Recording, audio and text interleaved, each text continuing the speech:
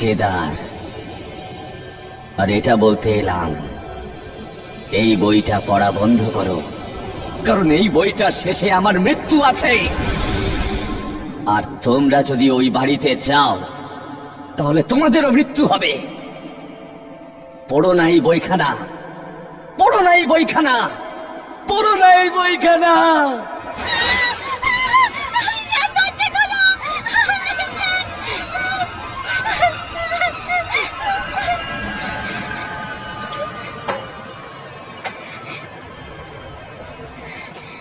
কি ছিল?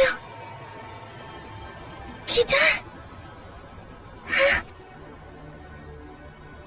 ওই বইটাতেও ওই লোকটার নাম কেদার ছিল। লাবণ্য, কি হলো? চিৎকার করছো কেন? পরিণীতা, এক্ষুনি একটা লোক এসেছিল এখানে। কি? ওর নাম কেদার। ওই বইটার মধ্যে একটা ক্যারেক্টার। এই বইটাতে কোন ক্যারেক্টার কেদার এখানে এসেছিল? মাথা খারাপ হয়ে গেছে নাকি?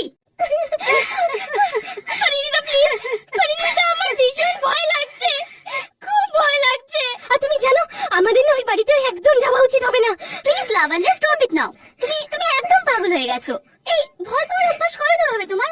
আরে দাঁড়িয়ে দাঁড়িয়ে স্বপ্ন দেখার অভ্যাস ছেড়ে দাও প্লিজ। চল এখান থেকে। পরিণীতা প্লিজ, আমার কথা পরিণীতা প্লিজ।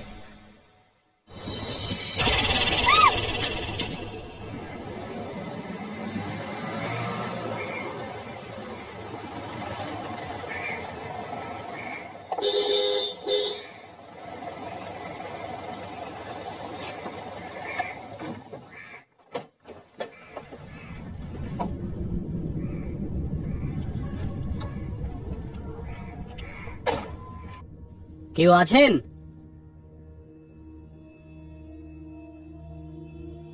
আরে কেউ আছেন কি এখানে?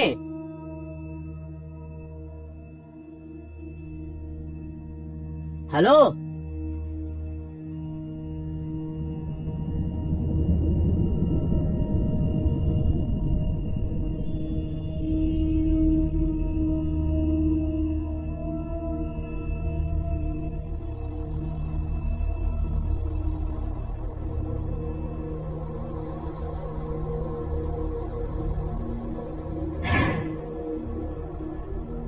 মনে হচ্ছে এই পেট্রোল পাম্প অনেকদিন থেকেই বন্ধ, কেউ নেই এখানে। আরে ছাড় না ইয়ার, অন্য কোনো পেট্রোল পাম্প হবে আশেপাশে। হ্যাঁ, আর আমার তো মনে হয় না এখানে ধুলোবালি ছাড়া আর কিছু পাবো আমরা। পেট্রোল পাম্প আছে মানে পেট্রোল পাওয়া যাবেই। ঈশান, আরে কথাটা বোঝো, অন্য পেট্রোল পাম্পে পেট্রোল ভরিয়ে নেবো, চল। এখান থেকে 30 কিলোমিটার মধ্যে কোনো পেট্রোল পাম্প নেই, আর আমার গাড়িতে 3 কিলোমিটার যাওয়ারও পেট্রোল নেই। একটু অপেক্ষা করি, কেউ না কেউ নিশ্চয়ই আসবে।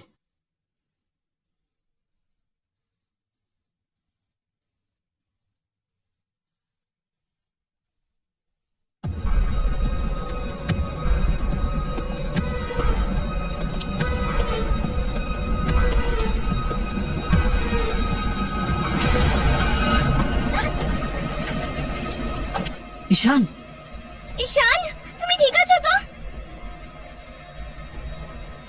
কে তুমি? এই পেট্রোল পাম্পে শুধু আমি কাজ করি, একলা। কিন্তু তুমি আমার বন্ধুকে এরকম ভাবে ধাক্কা কেন মারলে? কারণ রাত্রিবেলা এখানে থাকা ভীষণই বিপজ্জনক।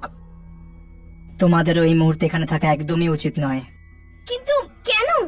এখানে আমাদের কি এমন ক্ষতি হতে পারে? তোমরা খবরের কাগজ পড়ো না? কি বলতে চাইছো তুমি? কারণ একজন খুনি রাত্রিবেলা এই হাইওয়েতে ঘুরে বেড়ায়।